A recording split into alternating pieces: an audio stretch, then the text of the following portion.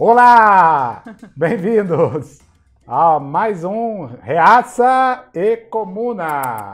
Ele é o Reaça, eu sou a Comuna. Bom, seja como for, vamos mais uma vez a um programa onde a gente diverge o tempo todo até sobre quem nós somos. Vamos para o primeiro bloco logo, que é Ministro da Educação. Quero dizer que o ministro está cortando tudo na educação e nós resolvemos dar a nossa cota aqui e cortamos o cedilha. Cortamos o cedilha. Volta aqui, cortamos o cedilha. E o tio? Não é porque a educação está do cacau. Eu era a favor de fazer do cacau, mas ela, como é muito gastadora, manteve o E. Mas o ministro está cortando tudo, né? Vamos para a próxima tela aqui, ó. Universidades não podem economizar nenhuma migalha, diz Weintraub.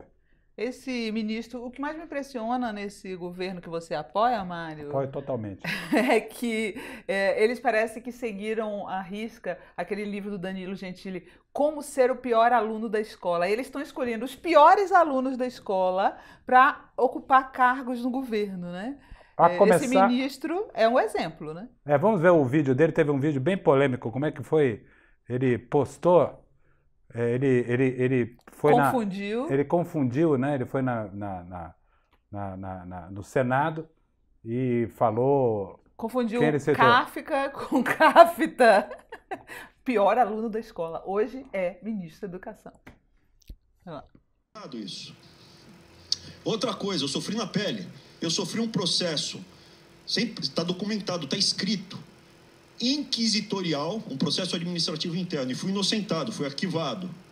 Mas durante 1 ano e 8 meses, eu fui investigado, processado, julgado, está escrito inquisitorial e sigiloso. Que eu saiba, só a Gestapo fazia isso. Ou no livro do Kafta ou a Gestapo. Processo, você vai e tem acesso. É incrível. Ô, gente, você tá achando ruim? Sou ministro. É incrível a má vontade que tem contra o governo. Porque esse foi o gesto, foi o aceno mais forte, mais contundente que o ministro fez para distensionar a relação com os países árabes. O ministro citou Kafta propositadamente, porque havia toda essa celeuma em torno de Israel. E o ministro, evidentemente, o ministro da Educação, com toda a sua inteligência, ele citou a Kafta para dizer: atenção, países árabes, eu que estou aqui no Ministério da Educação, estou me conectando com vocês. E aí a oposição, as pessoas que não gostam do governo... Não, isso é pura maluquice. Ele citou Kafta de propósito, é uma diplomacia kafkaniana, de certa forma, mas kaftaniana do ponto de vista... Claro que viraram vários memes nas redes sociais tirando onda da burrice do ministro da Educação. Né? Provavelmente, acho que a gente nunca teve um ministro da Educação tão burro. Talvez o Vélez, o antecessor dele. Não tem nada de burrice. Foi um ato de de uma diplomacia extremamente cifrada, como muitas coisas que o governo faz e que as pessoas não querem compreender porque tem má vontade. Cabeça prêmio, o guru dos bolsonaristas, aquela pessoa preparadíssima, Olavo de Carvalho, criticando os militares e criando problema para o governo, né? Daquele jeito olavista, né? Com aqueles termos super bem de nível, né, Mário? Aqueles termos com muito nível cultural que o Olavo usa, né, Mário? Vamos aqui continuar. E aí houve resposta, né? E aí o ministro Santos Cruz, aquele ministro super sorridente do governo... A cara do governo. Falou que o Olavo é um desocupado esquizofrênico. Eu achei bom porque o ministro foi direto, mas não baixou o nível tanto quanto o Olavo. Aí, né? Depois teve uma tréplica ainda, né, do ministro. Sim, não, aí teve o ministro Vilas Boas também atacando o Olavo, chamando ele de Trotsky da direita, né? E aí, hoje, o Olavo arregou. O que ele fez? Diz que foi pro Twitter e falou: querem me forçar a puxar briga com o Vilas Boas. Depois dele ter xingado os militares, falado horrores do Santos Cruz. Depois vocês olham, eu não vou nem repetir aqui, porque senão o pessoal da produção vai ficar botando pi, pi, pi em tudo que eu falo, né? Olha, Olavo, quero me solidarizar com você, Olavo. Porque o último Trotsky que teve bem aí perto de Virgínia, que foi no México, tomou uma picaretada na cabeça e Babau. O Stalin foi lá e mandou matar ele. Então, quando alguém te chama de Trotsky, você toma cuidado, protege a cabeça, começa a andar de capacete, porque o Ele negócio usa tá chapéu. bravo. Mas chapéu não é suficiente não, porque tem que botar um capacete. Eu ficaria morrendo de medo. Eu não quero ser Trotsky de ninguém. Eu achei ameaçador esse negócio de ser Trotsky. Você não acha que não foi um trote, foi um Trotsky? Olha, Trotsky eu aceito tudo, mas Trotsky eu não quero ser não. Vamos para o próximo. Medalha. Como é que era o nome? Agora o Muttley, da Corrida Maluca. Será que tem outro trecho? Se der aí, se der na produção aí no final, bota um medalha. Se não, vamos para o que aconteceu? A história é o Itamaraty condecorando os filhos do presidente. Coisa inédita. Vocês imaginem se fosse o Lula ou a Dilma condecorando os próprios filhos, a zoeira que não ia ter, né? Ia ter bolsonarista fazendo araquiri no meio da rua. Eu quero dizer que é muita má vontade, e eu quero fazer uma acusação contra o Itamaraty. Porque condecoraram o 01, condecoraram o 03, mas ficou faltando o 02. 02 é Carluxo. Que é aquele que o presidente diz que a quem ele deve É eleição. muito estranho, né? Ele não ter sido condecorado. Isso aí é uma intriga do Itamaraty para prejudicar o presidente, da mesma forma que eu tenho certeza, e eu não acho que foi o ministro Ernesto, não, foi a burocracia do Itamaraty. E da mesma maneira que condecoraram o grande Olavo com a maior de todas as medalhas. Aí o que ele imagina? Ele imagina o seguinte: eu estou batendo no exército, estou batendo no vice, estou batendo em todo mundo, e recebo a maior medalha por serviço prestado à nação, porque eu estou xingando todo mundo, eu xingo mais. Quer dizer, fico estimulando o coitado. Você lembra daquela sua teoria que disse que, na verdade, o Carluxo morreu e outra pessoa assumiu no lugar dele, né? Tipo o Paul McCartney. Reforça essa suspeita, porque condecora o 01, o 03 e o 02, que é o mais importante, não é condecorado, eu acho que todos os filhos do presidente deviam ter recebido medalhas, até o 04. Isso não é um reaça, isso é um puxa-saco. Não, eu acho que o critério tem que ter critério. Se o critério é condecorar filhos de presidente, que sejam todos. Não sei se tem mais alguma coisa. Você não vê nepotismo nisso nem nada. O presidente não sabia, isso é uma injustiça que estão fazendo com o governo. Uma injustiça. Isso veio lá do Itamaraty, enxertaram esses nomes lá, o presidente não viu, o ministro não viu. Botaram o Olavo lá para receber a principal. Aí o Olavo pensa, poxa, eu estou xingando todo mundo, então é para continuar xingando. Isso tudo para criar intriga. O governo é vítima nesse caso. Qual que é o próximo tópico, Mário? Bem, temos aí a Operação Lava Moro. Que é isso? A Operação Lava Moro, basicamente, o Congresso está dando o privilégio do ministro Moro cuidar da FUNAI, que é um assunto fácil, agradável demais, quase que não é espinhoso. Você acha que ele queria isso? Ele é um cacique, né, do Brasil, então eles estão tirando o COAF de lá, que é esse negócio que acompanha as movimentações financeiras atípicas e às vezes detecta coisas de corrupção, estão tirando da parte dele, porque não é uma coisa que ele tenha muita vontade. Na verdade, ele queria, né? Eles queriam para aparelhar tudo, né? Para manter tudo aparelhado, escondido da população, as investigações. Pois é, estão tirando isso dele, que ele nunca foi muito ligado nesse negócio de movimentação financeira, e estão agora dando para ele a FUNAI. Que é a cara dele, né? Você está ironizando, né? Eu acho que a ele política... Ele não se liga em movimentação financeira, mas se liga em questão indígena, é isso? Ele vai ser um cacique. E vai ser uma homenagem que o Congresso está fazendo a ele. Então, estão fazendo o Ministério, estão mudando o perfil do Ministério. É uma homenagem muito bonita. Na verdade, foi uma reivindicação do movimento indígena, né? Que a FUNAI voltasse para o Ministério da Justiça e saísse da alça da ministra que é acusada de sequestrar indígenas, a ministra Damares. A ministra Damares tem óculos quadrados e ideias, às vezes, um pouco quadradas também, mas é por causa dos óculos. Acho que se ela trocasse os óculos, ela poderia ficar com mais redondinha. A questão, eu acho, é um pouco mais do óculos. Não faz sentido nenhum. Bom, vamos para o próximo item. Bolsonaro go home. O presidente Bolsonaro não está sendo muito bem recebido nos Estados Unidos, né, Mário? Ele teve que cancelar a ida a Nova York. Porque o prefeito de Nova York, Bill de Blasio, simplesmente escorraçou o Bolsonaro de lá, né? Não quer ver ele nem pintado em Nova York. Agora, veja só.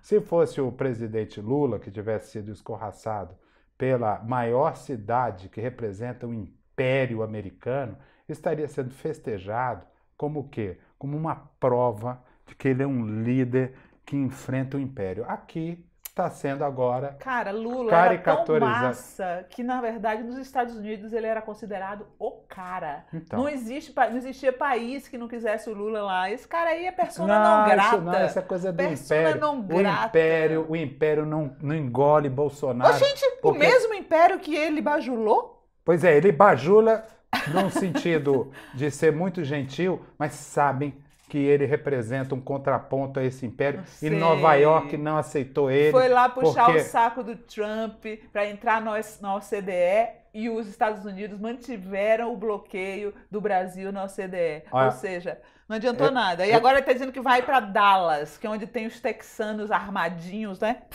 Não quero saber de nada. O Lula era tratado igual uma Lulu pelo Obama e Nova York pegou e impediu esse grande líder das Américas, da América Latina, das Américas, Bolsonaro, impediu a entrada dele lá porque ele é um herói latino-americano. É um novo Simão Bolívar. Essa que é a verdade, comuna. O que eu acho mais engraçado foi a reaçada no Twitter falando assim: vou cancelar minha viagem a Nova York e vou preferir ir para Miami.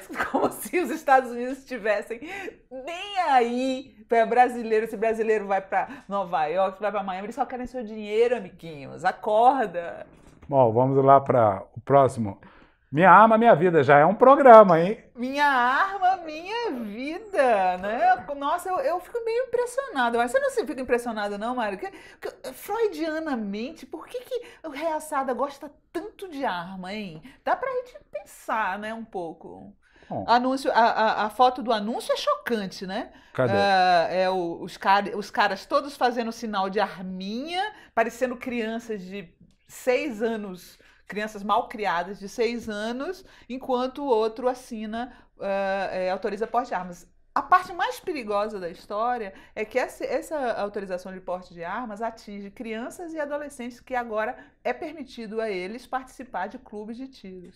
Sendo que nos Estados Unidos, quando acontecem massacres, quem tem feito os massacres são adolescentes, né? Assim como aconteceu aqui em São Paulo, em Suzano. Você apoia uma porcaria dessa? Eu quero só ver a tua resposta. O presidente está protegendo a população, entendeu? Deixando que a população tenha uma arma em casa. Transformando em bang bang. O Brasil em bang bang é proteger a população. Não, hoje é só bang, porque só os ladrões têm a arma. Vai ser bang bang na hora que a população tiver a arma também. Vai ser a bang bang. Hoje está só bang. Uma parte disso daí não está totalmente errada o direito das pessoas. Mas a polícia diz o contrário, que se você for alvo de um assalto, você não deve reagir. E o Bolsonaro está indo contra o bom senso. Mas em casa você tem uma arma... Mas o que ele permite é o porte. Você pode portar. Posse não.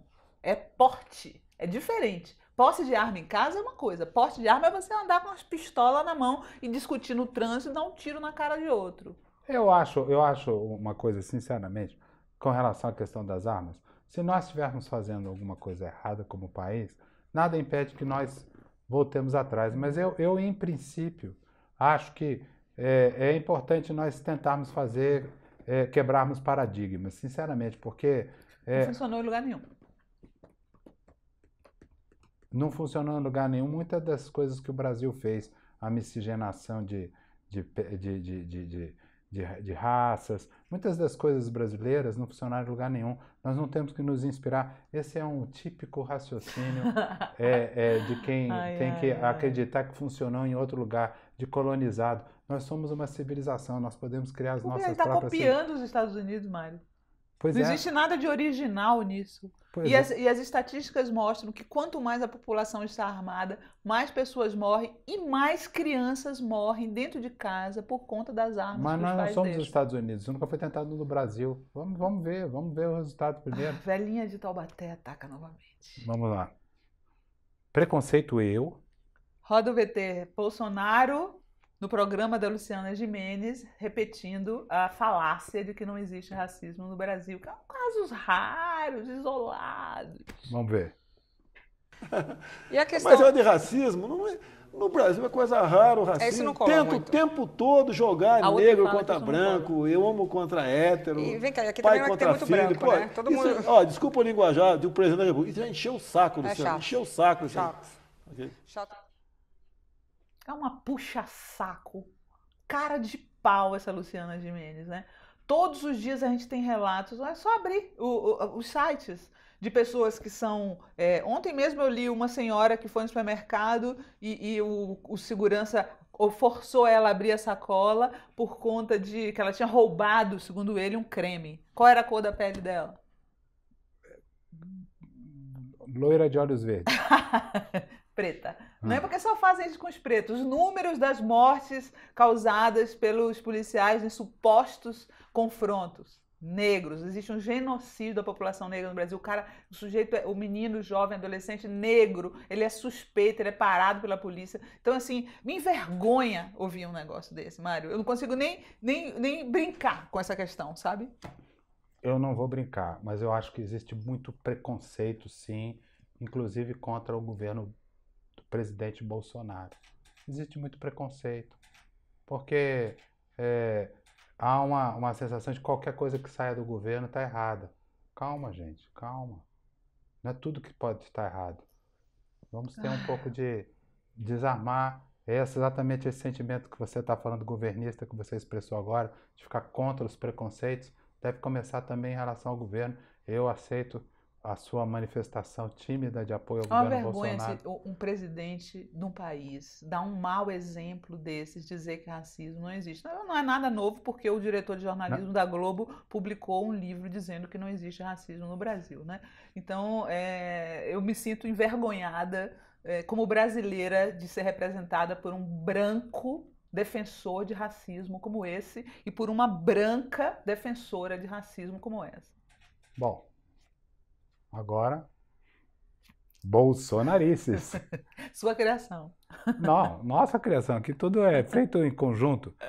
Nós temos o primeiro governo na história, nunca antes na história desse país, um governo fez tanto striptease como esse. A começar pelo nosso ministro Weintraub, porque, aliás, eu quero dar aqui uma lição para os alunos aqui que vão fazer o Enem. Pode cair na prova de português. Weintraub quer dizer videira, a árvore de vinho. E para quem vai estudar uvas, então aprenda, hein? Aula de português. Weintraub. W-E-I-N-T-R-A-U-B.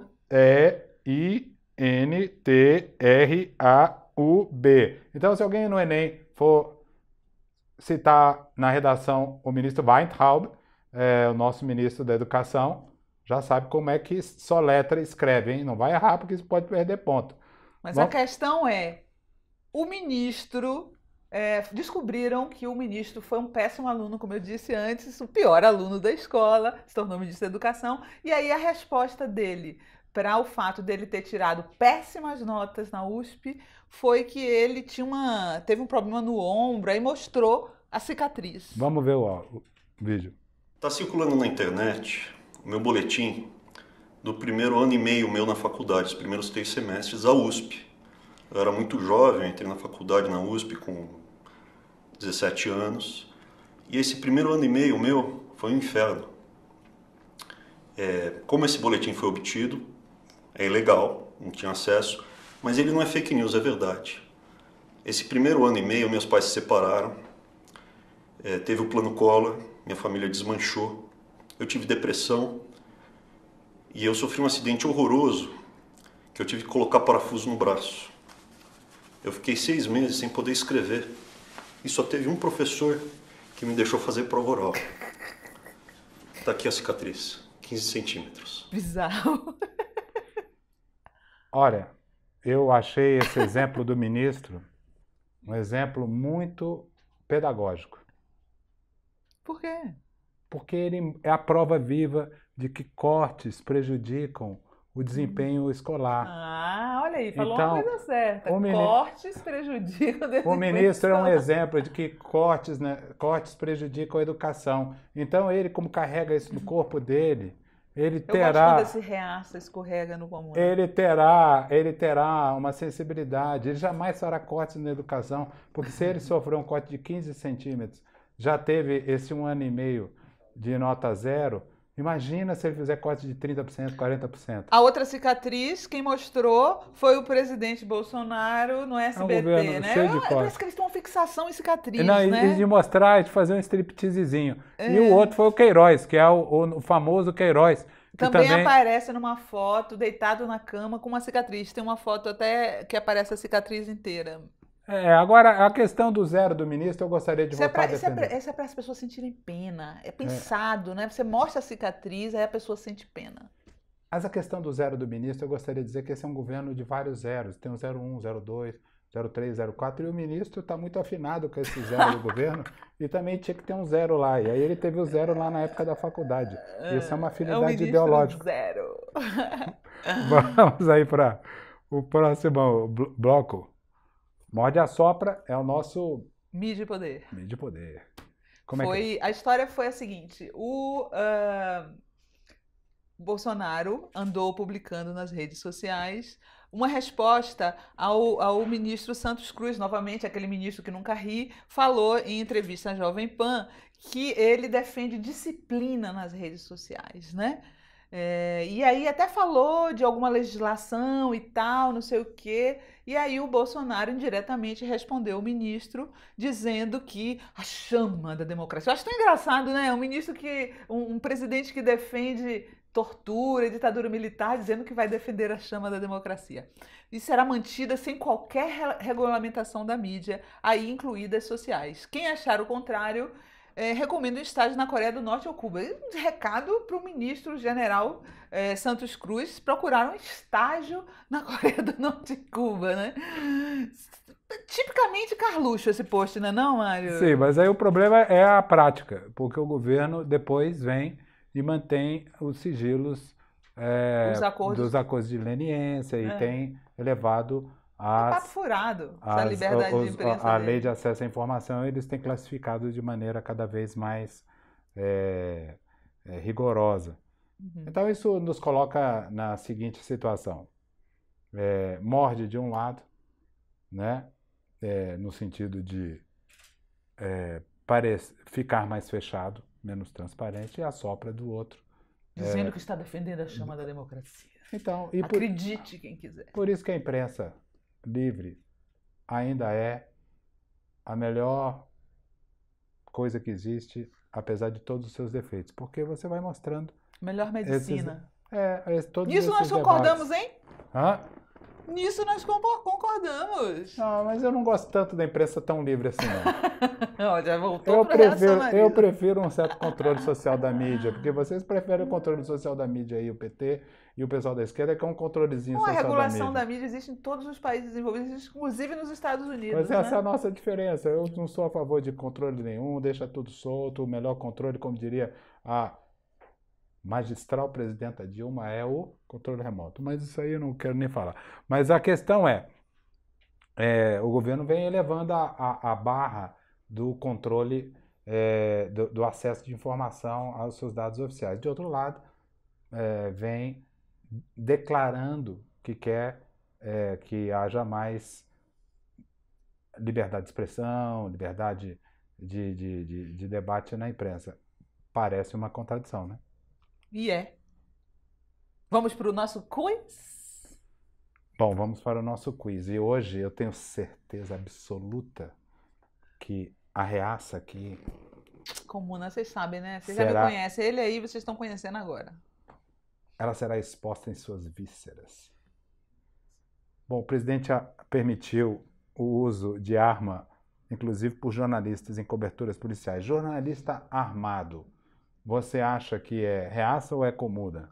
Olha só, a única arma de jornalista, é essa aqui, O jornalista não tem que andar armado. Como publicou a FENAGE, o jornalista não quer arma, quer respeito. Então, essa decisão é uma decisão absolutamente reacionária.